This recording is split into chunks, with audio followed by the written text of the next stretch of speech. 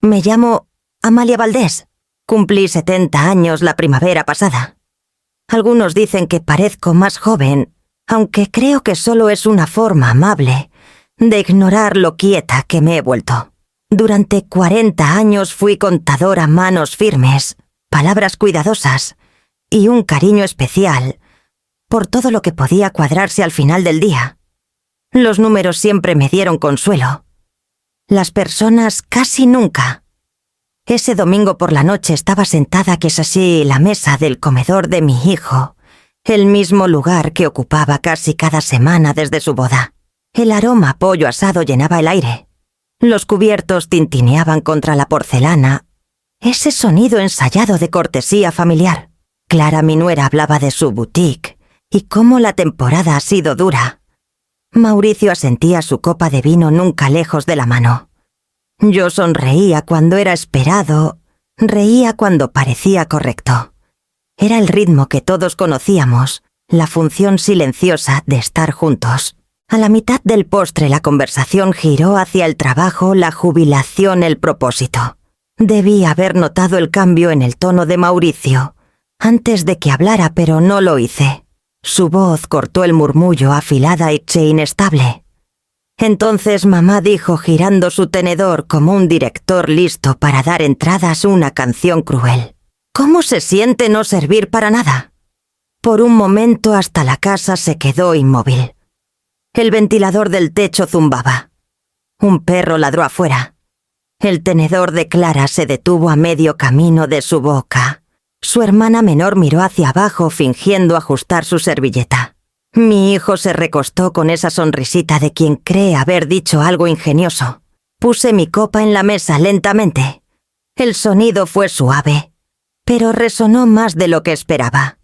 Lo miré realmente, lo miré las líneas cerca de sus ojos, el cansancio que no tenía nada que ver con el trabajo. Durante años pagué facturas, arreglé préstamos y envié transferencias silenciosas para que él pudiera fingir que todo estaba bien. Mi voz salió calma, casi amable. ¿Cómo se siente? Dije saber que te desalojarán el próximo mes. Nadie se movió. La boca de Clara se abrió. Luego se cerró. Mauricio parpadeó como si no me hubiera oído bien. El reloj del pasillo marcó 3 largos segundos. El aire había cambiado, cargado con una verdad que había vivido demasiado tiempo en silencio. Doblé mi servilleta, la puse cuidadosamente junto a mi plato y me levanté. La cena estuvo deliciosa, dije suavemente, aunque mi garganta tembló en la última palabra. Tomé mi abrigo de la silla y caminé hacia la puerta. Detrás de mí el único sonido fue el leve golpe del tenedor de Mauricio contra la mesa. Afuera el aire olía a lluvia y pino. Respiré hondo, estabilizándome como si pisara terreno nuevo. Por primera vez en años no era yo quien mantenía todo unido. La luz del porche parpadeaba arriba, un brillo débil pero suficiente para ver el camino a casa. Esa fue la noche en que todo lo que no se había dicho comenzó a contar. Al llegar a casa esa noche, la casa me recibió con la quietud que yo misma había construido. Cada reloj marcaba en orden, cada papel en mi escritorio estaba perfectamente alineado. Aún así, el silencio pesaba más de lo usual, como una habitación esperando una confesión. Colgué mi abrigo, me quité los zapatos y caminé directo al pequeño estudio al fondo de la casa. El escritorio era el mismo donde trabajé por décadas. Sus cajones eran un mapa de mi vida, recibos de impuestos, fotos familiares, cartas que nunca envié. En el fondo estaba el compartimento cerrado, el que Mauricio nunca supo que existía. La llave vivía en una lata pequeña marcada con la letra de mi difunto esposo, lápices, para cuaderno guarda los buenos. El cerrojo se abrió con facilidad. Dentro estaba la prueba de una vida medida en misiones de rescate. Carpetas etiquetadas. Apoyo hipotecario. Transferencias de colegiatura. Inicio de boutique de Clara, refinanciamiento de auto. Las había nombrado como proyectos como si darles estructura al caos de otros hacía que mi entrega doliera menos. Saqué una carpeta, la primera. un recibo bancario de hace 12 años, el día que Mauricio llamó preso del pánico por perder su casa tras la crisis. Transferí 850.000 pesos esa mañana, usando los ahorros destinados a una cabaña que soñé cerca del río Lerma. Me agradeció sin aliento por el alivio, prometiendo devolverlo antes del invierno. Recuerdo haber reído suavemente diciendo: «Solo concéntrate en mantenerte a flote». Otra página. 5 años después, el préstamo para la boutique 1, 200.000 pesos, confirmado tras 2 rechazos al plan de negocio de Clara. Todavía podía escuchar su voz dulce y temblorosa prometiendo que esta vez sería diferente. Le creí no porque confiara en sus números, sino porque quería creer en el orgullo de Mauricio. La siguiente carpeta tenía entradas menores. 40.000 pesos para llantas nuevas. 25.000 para un bache temporal antes de que aclararan sus impuestos. 16.000 para una fiesta de cumpleaños, que terminó en una factura de catering. Todo lo anoté siempre. Era la única forma de mantener la ilusión de control. La hoja de cálculo en mi vieja laptop reflejaba todo. Fechas, montos y en la última columna notas breves. Renta atrasada otra vez. Copago médico. Remodelación de boutique. Cada nota llevaba mi tono de justificación tranquila, el lenguaje de una mujer, explicando su propio cansancio. Mientras leía, un dolor silencioso se coló en mí. No era enojo. Era la lenta certeza de que cada favor había borrado una pequeña parte de mí. La libertad que postergué, los lugares que nunca visité, las clases de arte que me prometí. Cada peso era una entrada en una historia más larga de evasión. Me recosté en la silla, la luz de la lámpara cayendo sobre los números. Mi reflejo flotaba débilmente en la pantalla de la laptop. Una mujer que había pasado su vida manteniendo a otros solventes mientras se quebraba por dentro. Cerré las carpetas y las apilé cuidadosamente como siempre. Pero esta vez, mis manos se detuvieron en el borde superior. Por primera vez, el orden que tanto amaba parecía un disfraz de negación. Apagué la lámpara dejando la habitación en penumbra.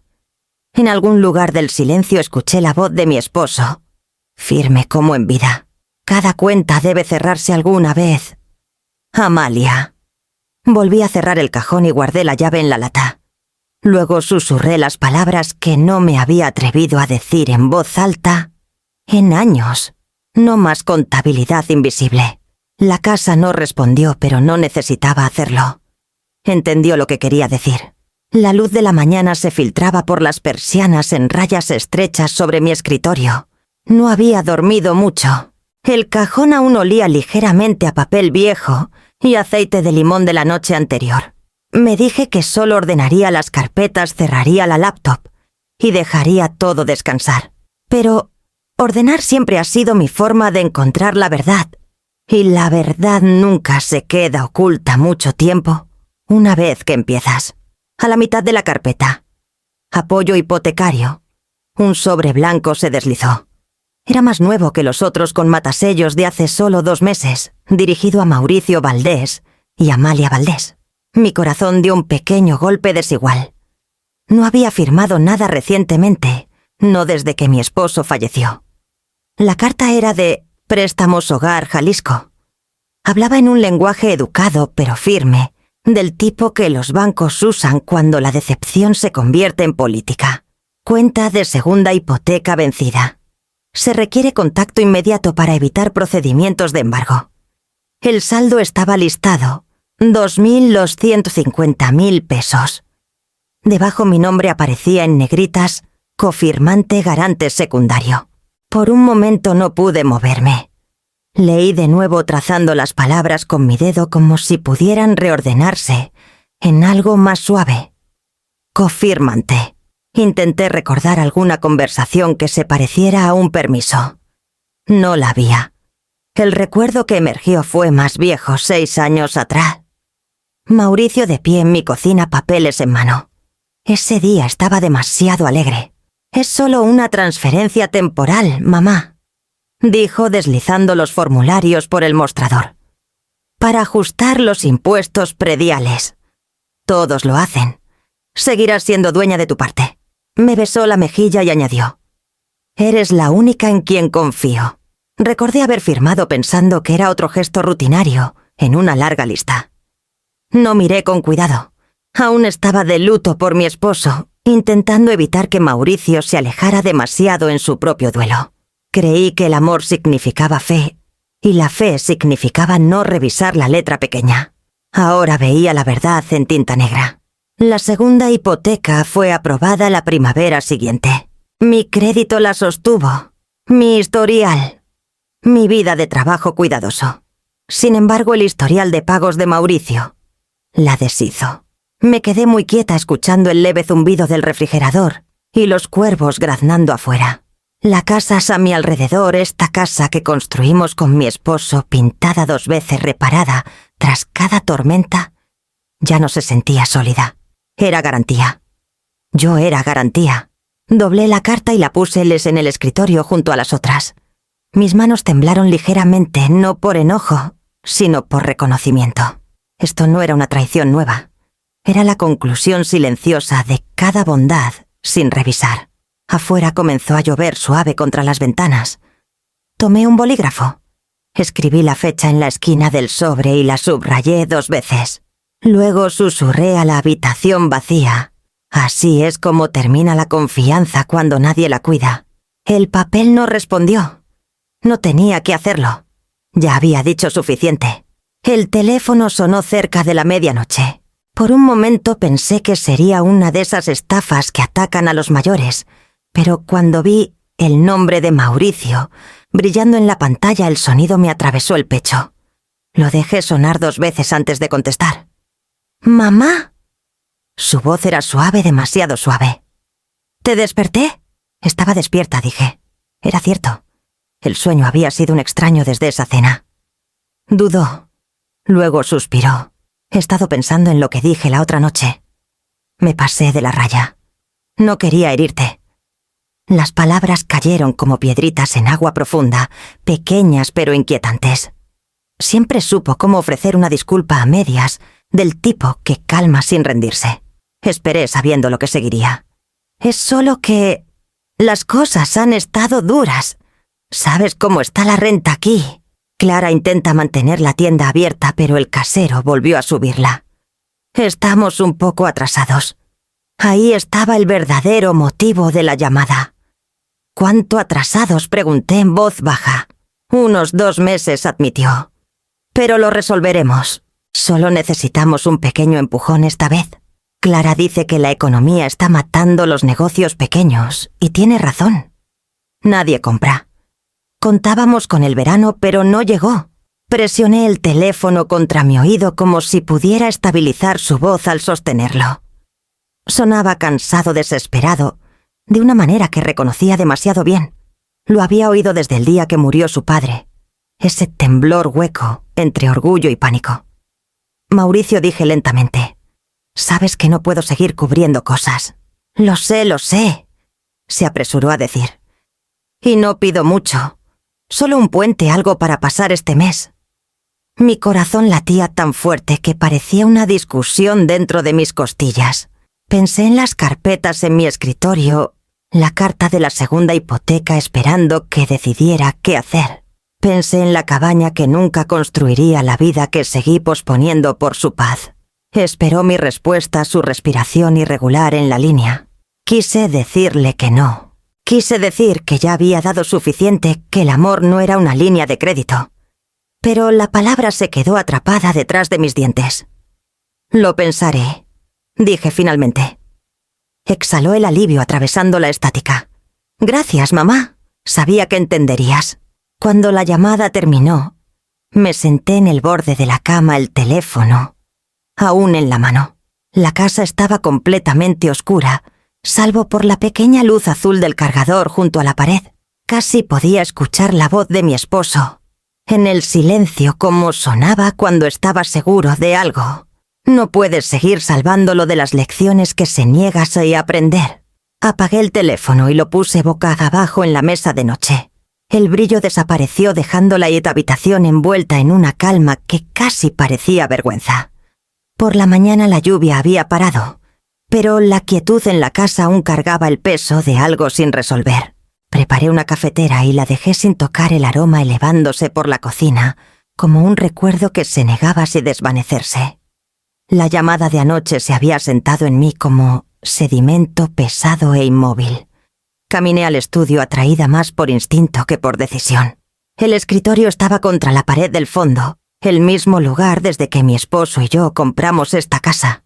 Sus cajones eran un mapa de nuestros años juntos, cada recibo, cada póliza de seguro, cada fragmento de una vida vivida con cuidado. En el fondo estaba el cajón cerrado, que él etiquetó con su letra precisa, en caso de problemas. Por mucho tiempo me dije que los problemas que él quería decir eran los que les pasaban a otros, pero ahora la etiqueta se sentía deliberada, casi profética. La llave seguía donde siempre estuvo, dentro de una lata de lápices viejos que él guardaba de sus días de contador. La abrí y sentí el metal frío en mi palma, y la deslicé en la pequeña cerradura de latón. El clic fue suave pero final. Dentro todo estaba en el orden que él habría aprobado. Carpetas manila marcadas con fechas precisas, sobres cerrados con clips, un cuaderno desgastado, encuadernado en cuero negro. Lo saqué con cuidado colocándolo en el escritorio. La primera carpeta tenía la escritura de nuestra casa, la que firmamos juntos hace más de 30 años. La segunda contenía documentos que no reconocí, una adenda notariada con ambos nombres y una cláusula resaltada en tinta amarilla tenue. Si los pagos se atrasan o la propiedad es tergiversada, decía, la propiedad revertirá al cónyuge sobreviviente registrado. Debajo estaba su firma firme y segura, seguida de la mía. Miré esa página por mucho tiempo, trazando el contorno de su letra con mi pulgar. Debió haber añadido esto años antes de su enfermedad, en silencio, con la misma calma con que siempre manejó nuestros asuntos. La certeza hizo que mi garganta se apretara. Detrás del documento había un sobre más pequeño amarillento, en los bordes sellado con una cinta. En el frente, con su letra, estaba mi nombre. Lo abrí con cuidado. Dentro había una nota corta, la tinta ligeramente borrosa. Amalia, si estás leyendo esto, algo pasó que no quería que enfrentaras sola. Recuerda lo que siempre decíamos. Los números protegen a quienes los respetan. No dejes que la bondad te haga descuidada. Confío en tu instinto. Es más fuerte de lo que crees. Doblé la nota y la sostuve contra mi pecho. El aire se sentía diferente, más ligero, aunque aún no libre. Su voz regresó a mí no como recuerdo, sino como presencia. Me estabilizó. Reuní los papeles y los puse en una carpeta nueva etiquetada Propiedad actual. Mis manos ya no temblaban. La prueba estaba ahí, sólida, innegable, esperando silenciosamente que la reclamara. El reloj en la pared marcó las 10. Me senté un momento, dejando que el sonido me anclara al presente. Había pasado tantos años reaccionando, salvando, arreglando, borrando mis propias necesidades para suavizar la caída de otros. Pero esta vez necesitaba claridad antes que compasión. Tomé la guía telefónica que aún guardaba en la esquina superior del cajón. Mis ojos encontraron el nombre de una vecina que apenas conocía, una abogada retirada, que ayudó a una amiga a resolver un testamento el año pasado. Se llamaba Mireia Solís. Encontré su número escrito en una vieja tarjeta de Navidad. Presioné mi dedo sobre los dígitos, luego hice una pausa. Por primera vez, no sentí miedo de lo que la verdad podría confirmar. Los papeles estaban abiertos frente a mí, como un nuevo comienzo, disfrazado de final. Respiré hondo, doblé la carta de mi esposo y susurré. Está bien, entonces. Vamos a ver exactamente dónde estoy parada. Las palabras sonaron firmes, casi extranjeras en mi lengua, pero se sintieron mías otra vez. A media tarde el cielo se había despejado lo suficiente para mostrar un pequeño parche azul entre las nubes. Llamé a Mireia y le expliqué lo más breve que pude que había encontrado sí unos papeles que dejó mi esposo y quería su opinión. Aceptó venir en una hora, su tono amable pero eficiente, como alguien que entiende el peso detrás de la petición. Cuando llegó traía una carpeta de cuero pequeña y un termo de té. Mireia Solís vivía a 3 casas de distancia desde que tengo memoria. Nos saludábamos, compartíamos galletas en Navidad, pero nunca nos sentamos realmente juntas. Su cabello plateado estaba recogido con cuidado, sus ojos brillantes como los de alguien acostumbrado a leer la letra pequeña que otros pasan por alto.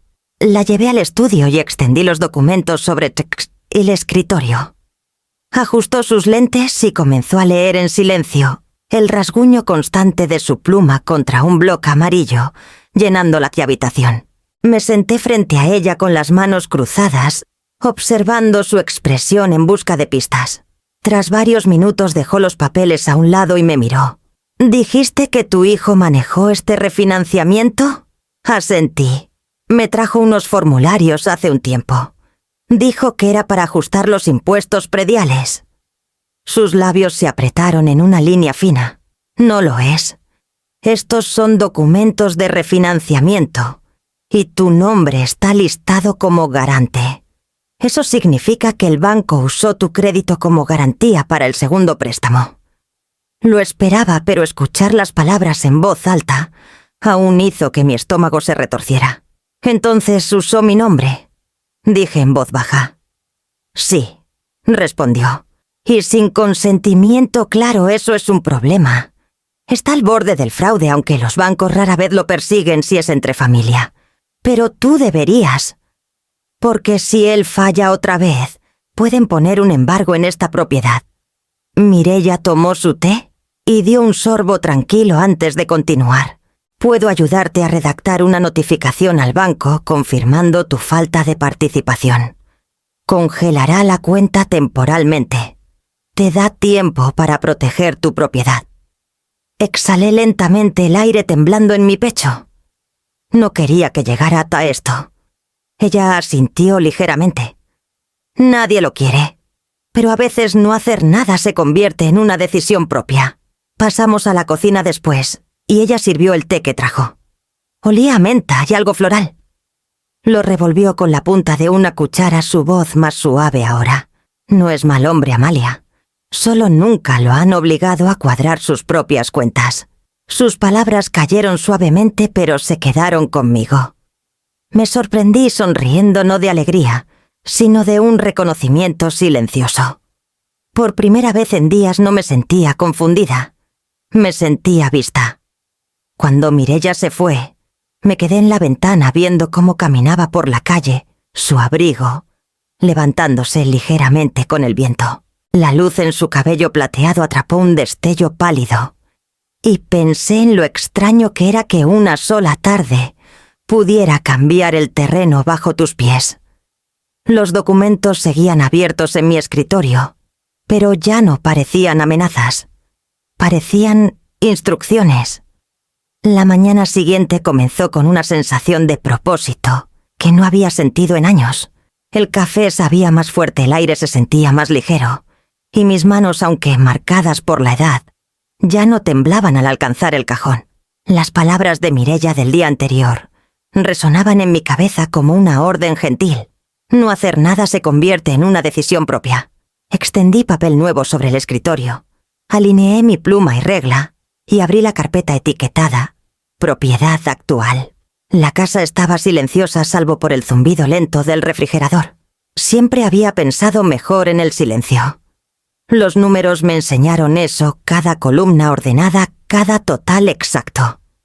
El trabajo de hoy no era tan diferente, solo que las cifras eran emocionales en lugar de financieras. Comencé a redactar la carta en a mano, cuidando que mi tono fuera mesurado. Querido Mauricio, escribí. Quiero aclarar mi posición respecto al apoyo financiero que he dado en los últimos años. Mi pluma se detuvo un momento antes de continuar. De ahora en adelante no ofreceré más ayuda financiera para rentas, operaciones de negocio o gastos del hogar.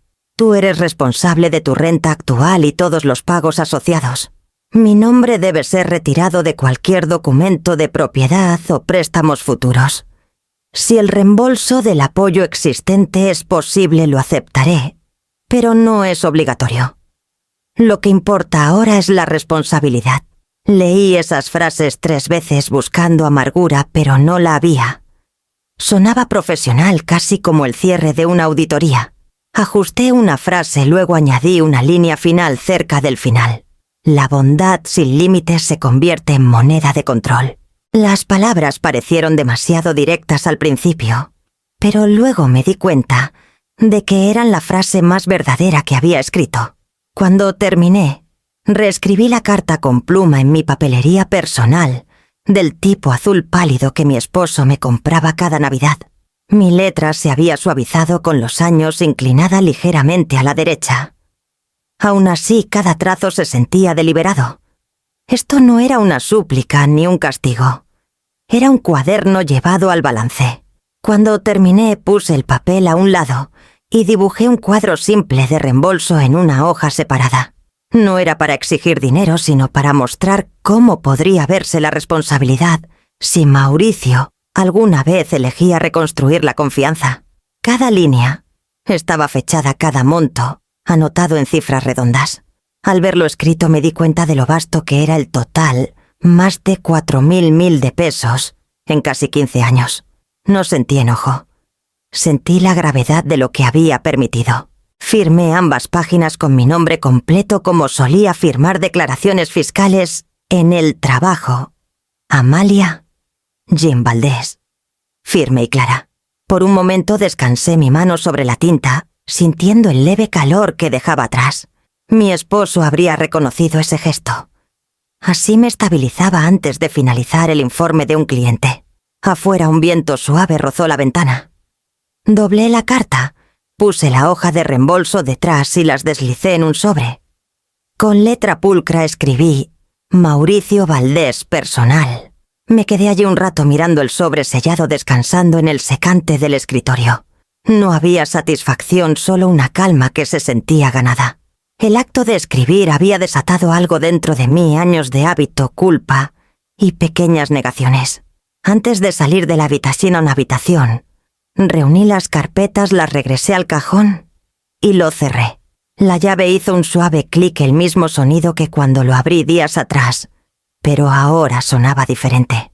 Final. Deslicé el sobre en mi bolso y apagué la lámpara del escritorio. Los papeles, la casa, incluso el aire a mi alrededor parecían asentarse en orden. Era el tipo de orden que venía no del miedo, sino de la elección. El trayecto a la calle Olmo tomó menos de 15 minutos, aunque se sintió más largo. Las escobillas del parabrisas se movían en barridos lentos y rítmicos, mientras comenzaban las primeras gotas de lluvia vespertina. Había doblado la carta 2 veces, guardándola en el bolsillo interior de mi abrigo cerca de mi pecho. Cada semáforo se sentía como una prueba de resolución, pero la idea de dar la vuelta nunca llegó. La casa rentada de Mauricio estaba al final de un corto callejón sin salida. Una de esas casitas beige construidas en los 70 que nunca se actualizaron. Una luz del porche desvencijada parpadeaba sobre la puerta principal. El camino estaba vacío, salvo por un sedán azul abollado que reconocí como suyo. Estacioné en la acera, apagué el motor y me quedé allí un momento respirando el olor a pino húmedo por la ventana entreabierta. Cuando finalmente salí, el viento traía el aroma del asfalto mojado. Mis zapatos dejaron pequeñas huellas en el camino mientras subía los escalones y tocaba. Fue Clara quien abrió la puerta. Llevaba un suéter ajustado, el cabello recogido con fuerza, y sus ojos me recorrieron con la cortesía contenida de alguien que juega a anfitriona. A regañadientes. «Oh», dijo su tono frío. «Amalia, no te esperaba. No me quedaré mucho», respondí. Asintió una vez. Dudó, luego se giró hacia el pasillo. «Mauricio, tu madre está aquí». Su voz vino desde algún lugar más profundo de la casa amortiguada. «Ya voy». Unos segundos después, apareció descalzo sosteniendo una taza de café, intentando parecer casual. «Hola, mamá», dijo forzando una media sonrisa. «No pensé verte hoy. De hecho, estábamos por salir». Lo estudié en silencio. Su camisa estaba arrugada, sus ojos ensombrecidos, el humor en su tono forzado. Hubo un tiempo en que su sonrisa bastaba para calmar cualquier discusión, pero ahora solo me recordaba lo fácil que el encanto Podía volverse hábito. «Solo necesito 1 minuto», dije. Hizo un gesto hacia la sala. «Claro. ¿Quieres sentarte?» No dije. «Esto no tomará mucho». Metí la mano en el bolsillo de mi abrigo y saqué el sobre. Mi letra me miró firme uniforme. Se lo extendí. «Esto es para ti». Frunció el ceño tomándolo. «¿Qué es algo que necesitas leer?» Abrió el sobre, desdobló la carta y comenzó a recorrer las primeras líneas. Al principio rió suavemente, como siempre hacía para quitarse el malestar, pero el sonido se desvaneció rápido. Su frente se arrugó mientras sus ojos bajaban por la página. «Mamá, ¿qué es esto?», preguntó la voz ahora inestable.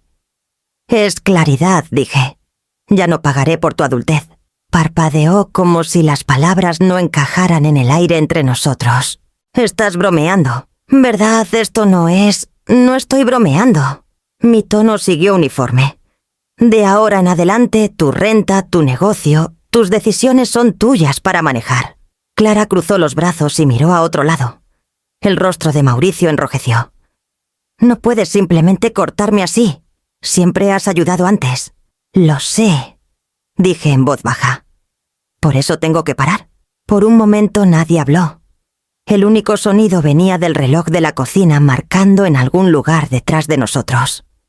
Podía ver los bordes de la carta temblando en sus manos y dolió más de lo que esperaba, pero no lo suficiente para deshacerme. Clara finalmente habló, su voz afilada. «Esto no es justo para él. ¿Sabes lo difíciles que están las cosas ahora?» Me volví hacia ella aún calmada. Difícil no significa imposible. Significa que es hora de crecer. Mauricio abrió la boca, luego la cerró de nuevo. Dobló la carta no con cuidado solo una vez y la puso en la mesa. «No puedo creer que hagas esto», susurró. «Lo sé», dije de nuevo. «Pero lo harás». La lluvia comenzó entonces suave al principio, luego más firme, golpeando el tejado del porche. Abotoné mi abrigo y di un paso hacia la puerta. Al alcanzar la manija, sentí la pesadez de la habitación detrás de mí, del tipo que viene cuando los viejos patrones finalmente se rompen. No miré atrás. Afuera la lluvia se había intensificado en un ritmo constante. Bajé los escalones, el aire fresco rozando mi rostro, y sentí algo entre duelo y alivio tomar forma dentro de mí. No era triunfo, era liberación. La carta ya no era mía para cargar. La casa estaba oscura cuando regresé, salvo por la pequeña lámpara que dejé encendida en la sala. Su luz amarilla se derramaba sobre la alfombra suave y delgada, del tipo que hace que las cosas silenciosas parezcan más solitarias. Colgué mi abrigo en el perchero y me quedé quieta un momento, escuchando la lluvia contra las ventanas. Mis piernas dolían por haber estado tan rígida en casa de Mauricio, pero no era el dolor de la edad, era el peso de algo liberado demasiado tarde. Caminé a la cocina, llené un vaso de agua y lo dejé sin tocar. Mi reflejo en la ventana parecía más viejo de lo que recordaba. La mujer que me miraba era a la vez familiar y extraña, alguien que finalmente había trazado una línea. Pero aún no sabía cómo vivir más allá de ella. Me hundí en la silla de mi escritorio y abrí el cajón donde guardaba las carpetas. Habían esperado allí por años, compañeras silenciosas de mi negación. Las saqué una por una y las extendí sobre el escritorio. Los papeles ya no se sentían como evidencia. Se sentían como epitafios. Mis ojos recorrieron las fechas, cada una un recordatorio de una promesa diferente, un rescate diferente. Cada transferencia, cada préstamo, cada nota que empezaba con «solo esta vez».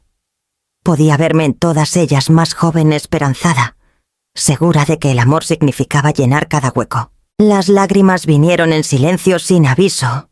No eran dramáticas ni purificadoras, solo constantes, como la lluvia afuera, un lavado lento de años que no podía recuperar.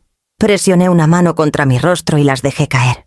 Cuando los sollozos pasaron, me recosté y dejé que mi mente vagara todo un tiempo antes de todo esto.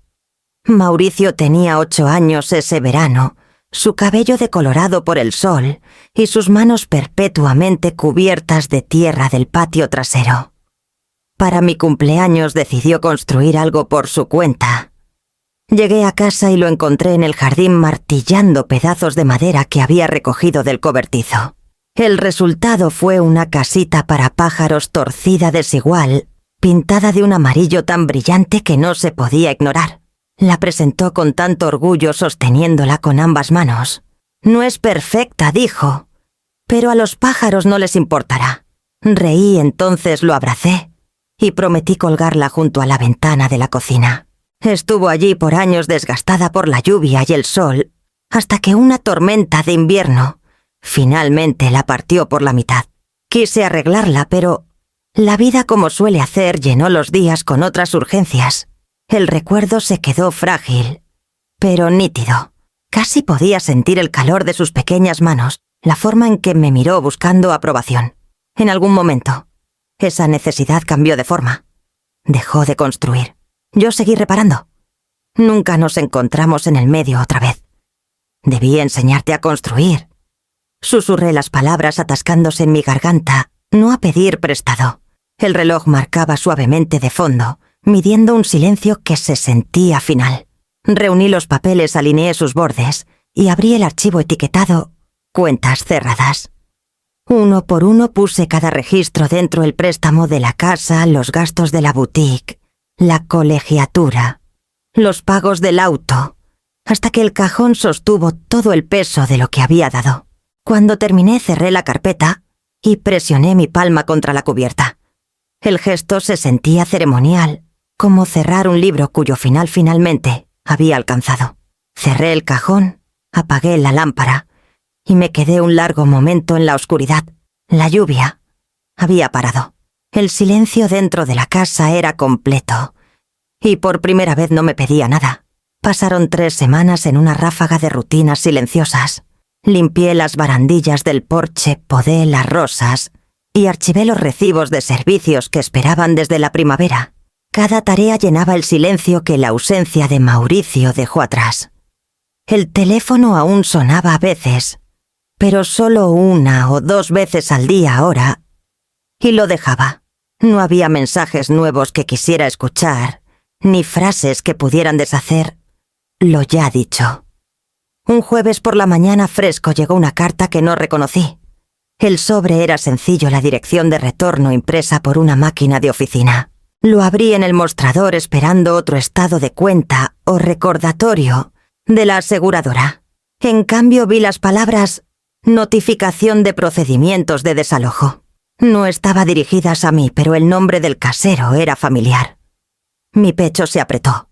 Leí el primer párrafo 2 veces antes de entenderlo completamente. Mauricio y Clara estaban 3 meses atrasados en la renta. El casero había presentado papeles formales esa semana. Se había fijado una fecha para la audiencia. Por un largo momento me quedé allí, la carta temblando ligeramente entre mis dedos. No estaba segura si sentía lástima, enojo o el dolor sordo de lo inevitable. El mundo fuera de la ventana de la cocina seguía como si nada hubiera cambiado. El camión del correo alejándose, un niño en bicicleta doblando la esquina, la luz del sol destellando en el comedero de vidrio de un vecino. Por la tarde apareció un nuevo mensaje de voz en mi teléfono. La pantalla mostró el número de Mauricio. Dudé el sonido de su nombre, removiendo algo demasiado profundo para nombrar. Cuando finalmente lo reproduje, su voz llegó apresurada e irregular. «Mamá, sé que lo sabes.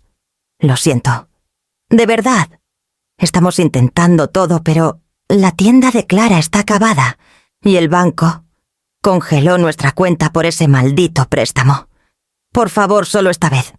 Juro que lo arreglaremos». Hubo una pausa. Luego el sonido de una respiración quebrándose. «No puedo perder la casa también. Llámame, por favor». Repetí el mensaje una vez, luego otra, aunque cada repetición dolía más.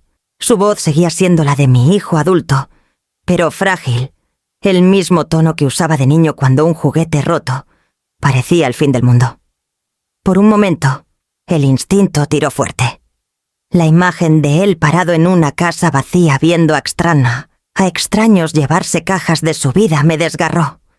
Pero entonces vino otra imagen igual de fuerte, los años de rescates, los límites borrados, las hojas de cálculo llenas de promesas que nunca se cumplieron. Había confundido habilitar con amar por demasiado tiempo. Puse el teléfono boca abajo en la mesa. La pantalla se oscureció. No podía escuchar de nuevo. Afuera la luz se desvanecía del tipo de ocaso temprano que pinta todo del color del perdón antes de que caiga la noche. Me puse el abrigo y caminé al parque a unas calles, el mismo al que Mauricio y yo íbamos cada domingo cuando era pequeño. El camino era el mismo, flanqueado por encinos y cubierto de hojas caídas. Los bancos habían sido reemplazados, pero encontré el que estaba cerca del estanque donde solíamos sentarnos a alimentar a los patos. El viento agitó el agua dispersando el reflejo de los árboles. Recordé su risa, como siempre guardaba el último pedazo de pan para el pato más pequeño, el que se quedaba atrás. Solía pensar que esa bondad lo protegería para siempre. Tal vez aún podía si aprendía a pararse sin que yo lo sostuviera. Me quedé hasta que las luces del parque se encendieron un brillo tenue a lo largo del sendero. Mis dedos estaban fríos, pero mi corazón se sentía extrañamente estable. Al volver a casa, la luz del buzón de voz parpadeaba de nuevo. La dejé. La carta del casero seguía en el mostrador sin abrir desde la mañana. La doblé cuidadosamente, la puse dentro de un sobre propio y la etiqueté para registro. Luego la guardé en el cajón inferior donde ya vivían el resto de mis viejos rescates.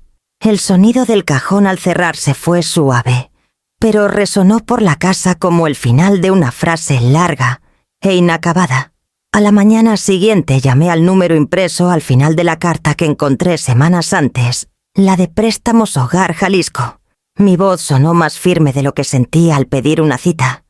La mujer al teléfono fue educada, rápida y profesional. «Podemos verla mañana a las 10, señora Valdés», dijo.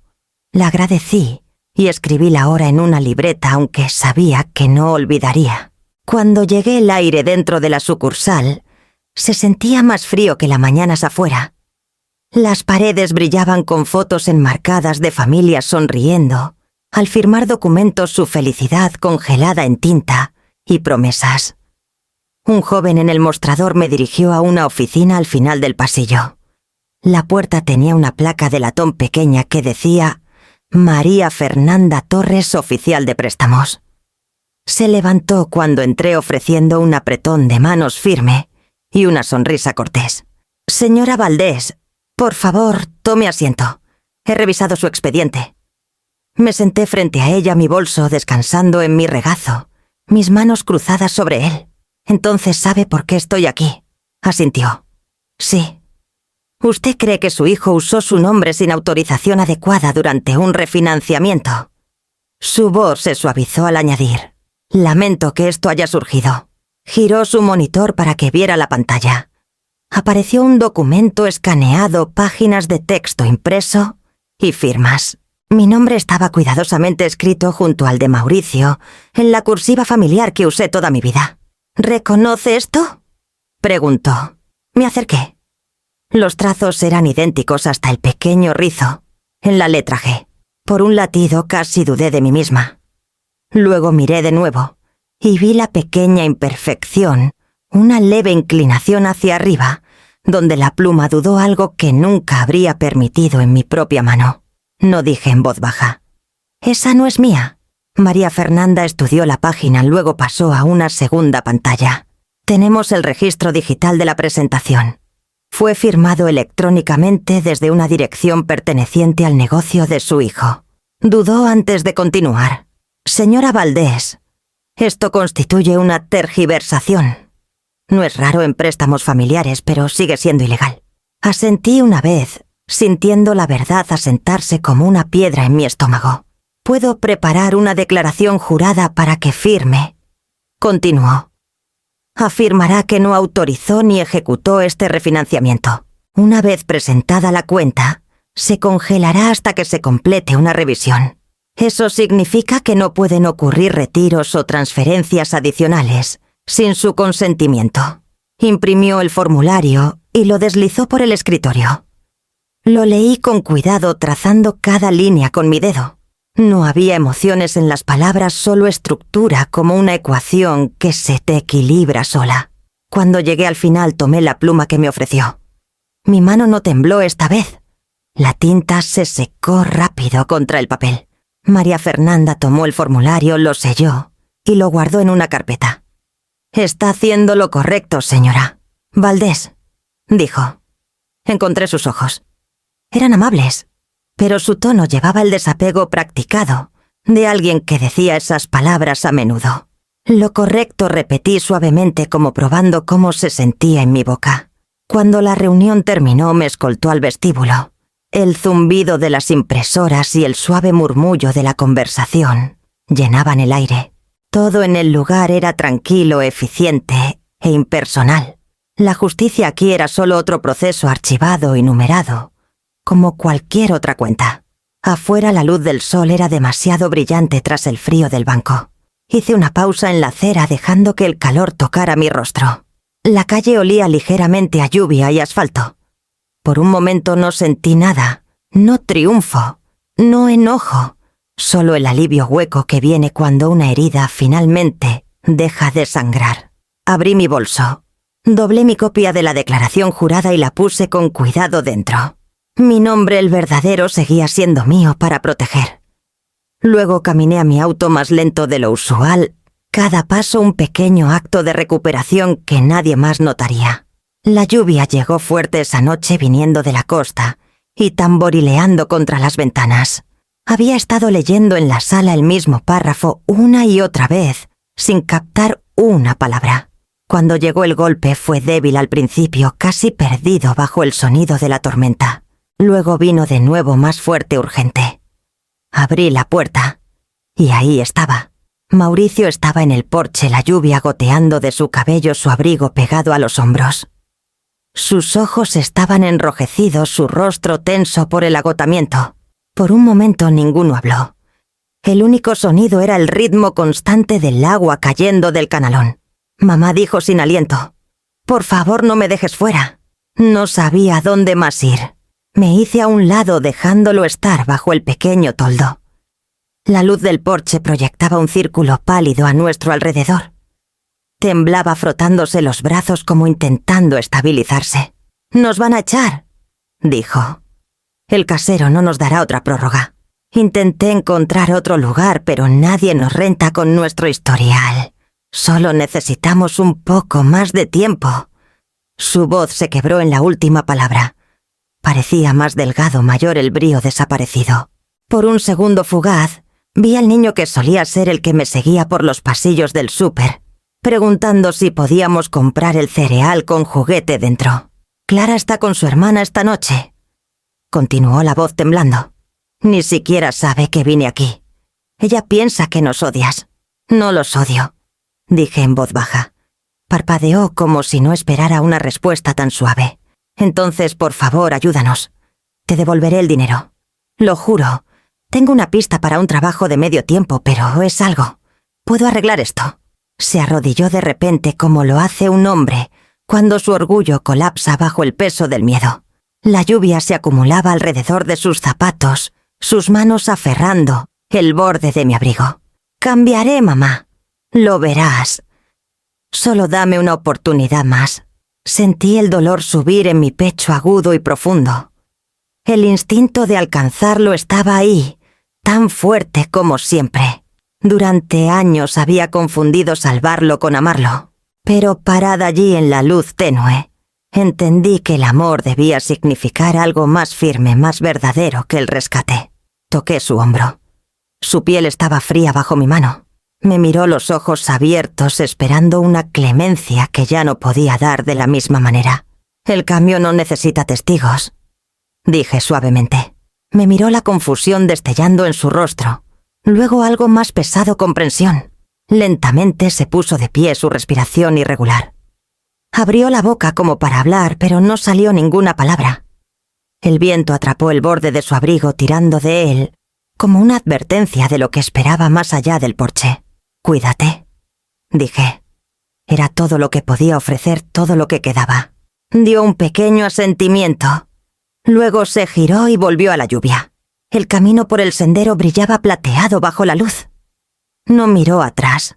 Me quedé en la puerta hasta que su figura desapareció en el borrón del agua cayendo. La lluvia se suavizó.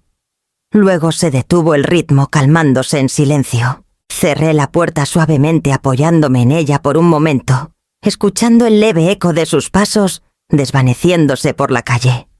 La casa se sentía pesada de nuevo, pero era un peso diferente, uno que venía no de cargar a alguien, sino de finalmente dejarlo en el suelo. El juzgado olía ligeramente a papel y pisos pulidos.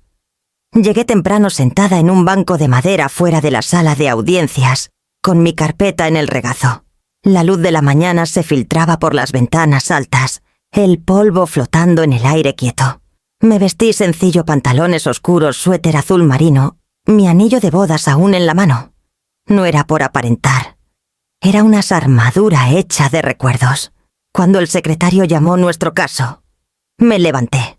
Mauricio ya estaba dentro con su abogado, un hombre de unos 40 que parecía demasiado pulido para la desesperación que defendía. Mauricio no me miró al entrar. Sus hombros estaban tensos, su cabello desarreglado, su mandíbula apretada. Por un breve momento, vi la pequeña cicatriz cerca de su barbilla, la que se hizo al caer de su bicicleta a los 10, y deseé que los años no nos hubieran traído aquí. La jueza, una mujer con cabello gris recogido cuidadosamente, tomó asiento. Caso número 3-9-2. Valdés contra Valdés. El título solo ya cargaba una especie de tristeza silenciosa. El abogado comenzó primero su tono suave pero afilado. Señora jueza, dijo, mi cliente reconoce el apoyo financiero proporcionado por su madre, la señora Valdés, pero sostiene que las firmas y registros de propiedad se hicieron con entendimiento mutuo. Ella ayudó de buena gana en el refinanciamiento y ahora busca explotar un malentendido para beneficio personal. Los ojos de la jueza se posaron en mí brevemente antes de volver a los papeles. Continúe. Lanzó una historia que casi sonaba creíble, una madre mayor confundida por documentos, un hijo tratando de salvar la casa familiar, un error enterrado bajo buenas intenciones. Cada palabra buscaba suavizarme al fondo de mi propia historia. Cuando terminó la jueza, asintió y se volvió hacia mí. Señora Valdés. Me puse de pie, mis rodillas firmes. Señora jueza, dije, tengo aquí los documentos originales firmados con nuestros nombres.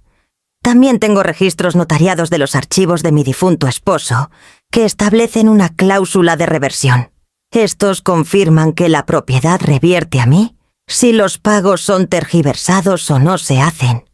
No autoricé ningún refinanciamiento. Los registros del banco y la declaración jurada confirman que las firmas fueron falsificadas usando mi nombre desde la dirección del negocio de mi hijo. El secretario recogió la carpeta y se la entregó a la jueza. La sala se quedó en silencio. El roce de los papeles era el único sonido. Tras varios minutos largos, la jueza alzó la vista. Su tono era uniforme, pero había un leve rastro de cansancio, como si hubiera visto este tipo de dolor demasiadas veces. Señor Valdés, dijo, la evidencia ante mí es clara. La propiedad en cuestión es legalmente de su madre, la señora Valdés. El refinanciamiento no fue autorizado. El banco ha verificado el fraude de la firma. Por lo tanto, su reclamo de propiedad única es válido. El desalojo pendiente procederá como acción legal, bajo la presentación del casero. El abogado de Mauricio intentó protestar sus palabras, cayendo en una súplica. Señora jueza, seguramente se puede considerar las circunstancias emocionales. Mi cliente actuó bajo presión creyendo que tenía el consentimiento de su madre. La jueza negó con la cabeza. La intención no borra la falsificación. Este tribunal falla a favor de la demandante. Su mazo cayó una vez, el sonido nítido y absoluto. Por un momento nadie se movió. El abogado reunió sus papeles. Mauricio miró al suelo, su rostro pálido. Quise alcanzarlo, pero no había nada más que alcanzar. Él había construido este momento pedazo por pedazo, con cada elección que se negó a enfrentar. Cuando el alguacil señaló que la audiencia había terminado, recogí mi bolso y carpeta. Mauricio finalmente alzó la vista a sus ojos vacíos, como si hubiera perdido algo que no podía nombrar. Sostuve su mirada solo por un segundo. Luego me giré y salí. El pasillo era más brillante de lo que recordaba. Mis pasos resonaban suavemente contra el piso de mármol. Afuera el aire traía un leve frío, pero lo respiré profundamente. No me sentía orgullosa ni victoriosa, solo más ligera, como si finalmente hubiera soltado una carga que llevé demasiado tiempo. Llegué a los escalones del juzgado y me detuve. La calle estaba ruidosa con el tráfico, pero por primera vez en años podía escuchar mi propio latido claramente. Era firme, deliberado, vivo. La mañana después de la audiencia, la casa se sentía diferente, más ligera en el aire, pero hueca en las esquinas. Me moví por las habitaciones lentamente como si me estuviera reacostumbrando al espacio. Cada sonido parecía más fuerte, ahora el zumbido del refrigerador, el tic del reloj del pasillo, el roce de una cortina movida por la brisa. El silencio ya no era afilado ni castigador. Simplemente estaba ahí, extendiéndose donde antes había voces. Durante años deseé el silencio, pero ahora que finalmente había llegado, me di cuenta de cuánto había moldeado mis días alrededor del ruido de llamadas, peticiones y pequeñas tormentas que siempre necesitaban calmarse. Extrañaba el ritmo del caos, aunque no el irrespeto que lo acompañaba. Había algo extrañamente humano en extrañar lo que te había herido. Me preparé el desayuno, una sola rebanada de pan tostado y café, y lo comí de pie junto a la ventana de la cocina. El arce afuera estaba perdiendo sus hojas temprano este año, pequeños círculos dorados, acumulándose en el camino. Mi esposo solía rastrillarlas en montones ordenados y dejaba uno para que Mauricio saltara dentro, solo para escuchar su risa. El sonido de ese recuerdo volvió a mí en colores vivos, tierno y claro, y por un momento presioné mi palma contra el vidrio frío, como si el pasado pudiera sentirlo. El buzón tenía 3 sobres. Ese día, uno del banco, confirmando la propiedad finalizada. Otro de una organización benéfica local, agradeciendo una pequeña donación que apenas recordaba haber enviado.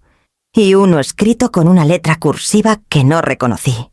Abrí este último en la mesa, dejando los otros a un lado. Era de la sobrina de Mireia Camila. Su letra llevaba la misma precisión tranquila de su tía, aunque había calidez en cada línea. Estimada señora Valdés, la tía Mireia me habló un poco de usted, del trabajo que hizo, del valor que ha mostrado. Ayudo a organizar un grupo de finanzas para mujeres aquí en el pueblo, y estamos comenzando una serie de talleres para mujeres que se reconstruyen tras dificultades financieras o pérdidas familiares. La tía Mireia dijo que usted podría ser la persona perfecta para hablar sobre autodefensa y límites. No tiene que ser formal, solo una charla con café y preguntas. Sería un honor que se uniérase nosotras. Al final, había escrito una postdata. Tal vez no se considere una maestra, pero otros ya lo hacen. Me quedé un largo rato con esa carta en las manos. Las palabras no se sentían halagadoras. Se sentían como una puerta abierta.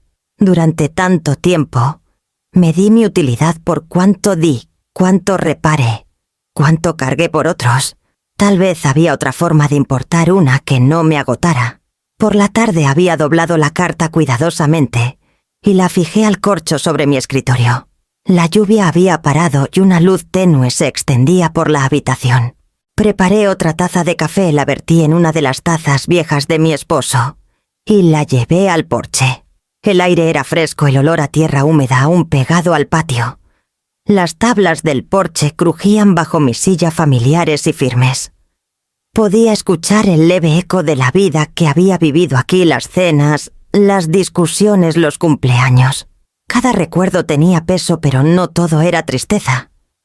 Parte era simplemente la textura de haber vivido algo completamente.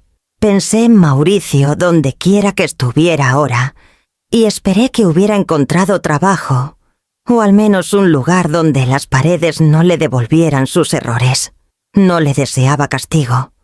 Le deseaba entendimiento del tipo que solo llega cuando te sientas con el silencio que creaste. El viento cambió trayendo el leve aroma a pino y lluvia. Cerré los ojos por un momento y lo dejé pasar por mí. El dolor seguía ahí, la pérdida no desaparece de la noche a la mañana, pero debajo había algo nuevo. No era exactamente alegría. Era estabilidad del pulso silencioso de una vida que comenzaba a reorganizarse alrededor de la paz en lugar de la culpa. Cuando volví adentro puse una libreta limpia en mi escritorio y escribí en la parte superior con letras cuidadosas y deliberadas: notas para hablar, lecciones sobre soltar. Las palabras parecían extranjeras y ciertas al mismo tiempo. Tal vez la utilidad nunca me había abandonado. Tal vez solo esperaba que dejara de confundir sacrificio con propósito. Apagué la lámpara y dejé que la noche se asentara alrededor de la habitación. La casa, aunque seguía silenciosa, ya no se sentía vacía. Se sentía lista. La sala de reuniones de la biblioteca olía ligeramente a café y papel de impresora. Era pequeña pero cálida, con sillas plegables alineadas en 2 filas ordenadas y un pizarrón empujado contra la pared del fondo.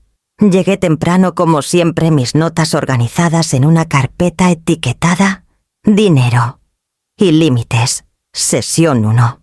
Mis manos ya no temblaban al manejar papel. Se sentían firmes, capaces. Una bibliotecaria llamada Fernanda me ayudó a preparar el proyector. «Hemos tenido mucho interés», dijo sonriendo. «Es bueno ver una lista llena otra vez. La gente está buscando este tipo de sabiduría». Sabiduría. La palabra se sentía demasiado pesada para lo que estaba por hacer. Todo lo que tenía eran lecciones pagadas en cuotas lentas de dolor y redescubrimiento. Aún así le devolví la sonrisa. Esperemos que sea útil. A las 6 las sillas estaban casi llenas. Mujeres de todas las edades llenaron la sala, algunas jóvenes y nerviosas, otras mayores, con la fatiga silenciosa que reconocía demasiado bien. Unos pocos hombres se sentaron al fondo tomando notas cautelosas antes de que comenzara la sesión. Cuando el reloj marcó la hora, respiré hondo y comencé. «Buenas noches. Me llamo Amalia Valdés. No soy experta financiera en el sentido formal, pero he pasado una vida aprendiendo qué pasa cuando el amor y el dinero dejan de hablar el mismo idioma. Esta noche vamos a hablar de límites, no solo en números, sino en dignidad». La sala se asentó en un silencio que escucha. Las guié por cosas simples. Primero, rastrear gastos, decir no, sin disculparse, entender la diferencia entre generosidad y obligación. Hablé de separar la empatía de la dependencia financiera de la libertad que viene al dejar que las personas se enfrenten sus propias consecuencias. De vez en cuando, veía a alguien asintiendo, los ojos brillantes, con un reconocimiento silencioso. Una mujer en la segunda fila se secó la mejilla con un pañuelo cuando dije: «Ayudar nunca debería costarte tu nombre en un documento, ni tu paz mental». Por primera vez en años mi voz no tembló al hablar. No era el enojo lo que me llevaba, era la claridad. Estas eran lecciones que alguna vez deseé que alguien me hubiera dado. Ahora las ofrecía libremente, no para salvar a nadie, sino para recordarles que podían salvarse a sí mismas. Cuando la sesión terminó, algunos asistentes se quedaron para agradecerme. Me quedé junto a la mesa recogiendo los folletos que imprimí la noche anterior. Fue entonces cuando la vi. Clara estaba cerca del fondo de la sala, su postura vacilante, su cabello recogido en un nudo suelto. Llevaba un abrigo gris que parecía una talla grande, sus manos aferrando una libreta pequeña. Por un momento ninguna se movió. Los demás salieron en silencio, sus voces desvaneciéndose en el pasillo, hasta que solo quedamos nosotras. No intentó hablar. Parecía cansada, diferente de la mujer pulida que conocía en esas mesas de cena refinadas. Sus ojos se posaron en la pila de folletos, luego volvieron a mí. Pude ver que había estado tomando notas. La esquina de su página estaba llena de puntos ordenados y algunas frases subrayadas. Cuando nuestras miradas se encontraron, logró una sonrisa débil y torpe. Asentí una vez. No era perdón aún, no, pero era algo más cercano a la quietud. Clara dio un paso adelante lo suficiente para tomar un folleto. «Gracias», susurró su voz tan baja que casi no la escuché. Luego se giró y se fue.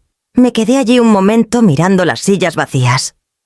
El eco de sus palabras flotaba en el aire como la última línea de una historia que no necesitaba final.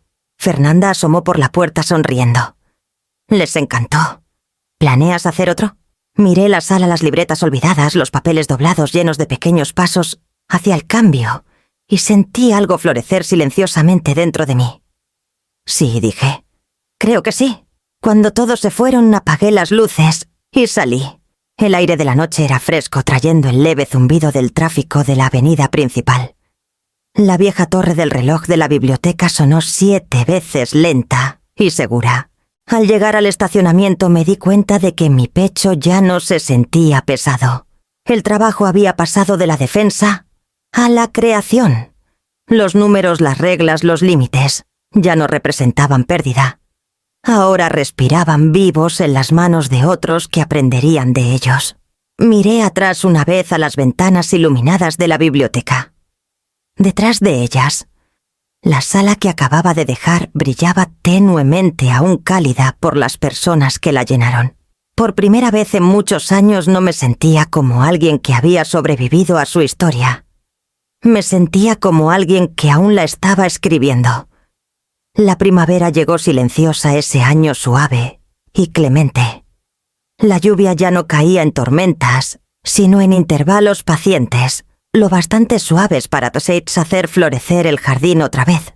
Las rosas junto al porche habían vuelto más fuertes que antes, sus pétalos pálidos atrapando la luz cada vez que el sol atravesaba las nubes.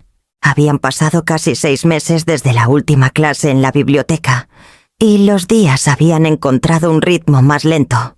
Pasaba las mañanas atendiendo cosas pequeñas, regando, limpiando, balanceando la chequera con un cuidado que ya no cargaba miedo. Las tardes eran para el porche el lugar donde el mundo se sentía lo bastante cerca para tocarlo, pero lo bastante lejos para dejarme en paz. Esa noche pulí la placa de latón que monté junto a la puerta una semana antes. Las letras brillaban suavemente bajo la luz del porche, construida por límites, mantenida por respeto. Me tomó un tiempo decidir las palabras. Todo lo que había vivido cabía en algún lugar dentro de ellas.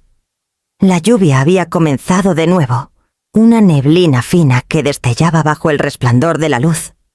Al otro lado del porche colgaba un pequeño carillón de viento doblado, desigual, sus bordes opacados por el tiempo.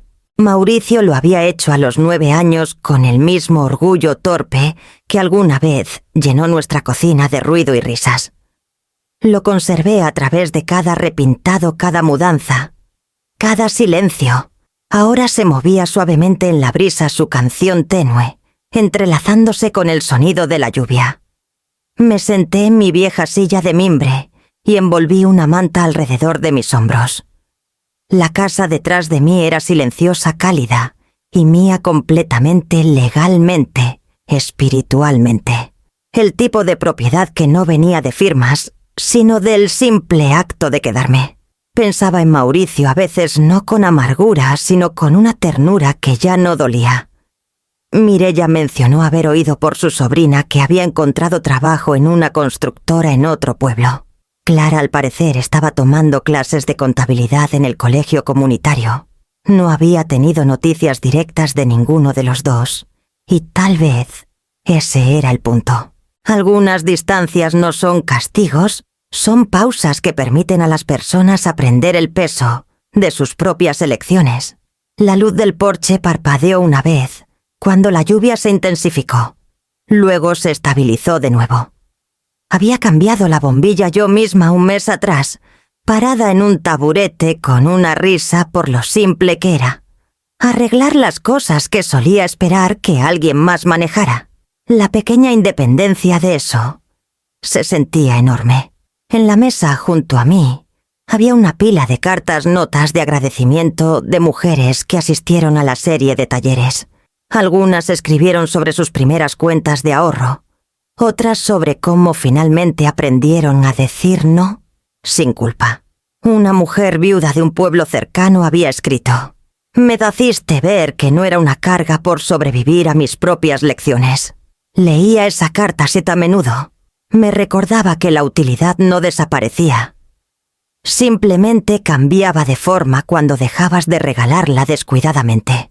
El viento se levantó trayendo el aroma a lluvia y lila por el porche. Cerré los ojos un momento y lo dejé pasar por mí. Durante tanto tiempo viví esperando que la paz de alguien más me incluyera. Ahora la mía se sostenía sola, silenciosa, pero firme. «No soy inútil», susurré las palabras apenas más altas que las notas tenues del carillón. «Solo soy finalmente mía». No era desafío. Era declaración, un juramento hecho no a otros, sino a la mujer que alguna vez olvidó su propio valor. Alcancé el interruptor y encendí la luz del porche por completo, dejándola derramarse por el camino mojado y los bordes del jardín. El brillo alcanzó el buzón, la cerca y la reja más allá, cada límite que había reconstruido, brillando suavemente en la lluvia. No dejé la luz encendida para que alguien regresara a casa. La dejé para mí y para las noches que me sentaría aquí sola y sabría que la soledad podía ser un santuario, no una sentencia.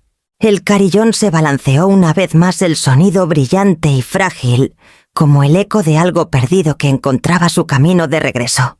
Dentro el reloj marcó las 8. Me acerqué la manta, respiré el aroma a lluvia y dejé que la luz se mantuviera firme.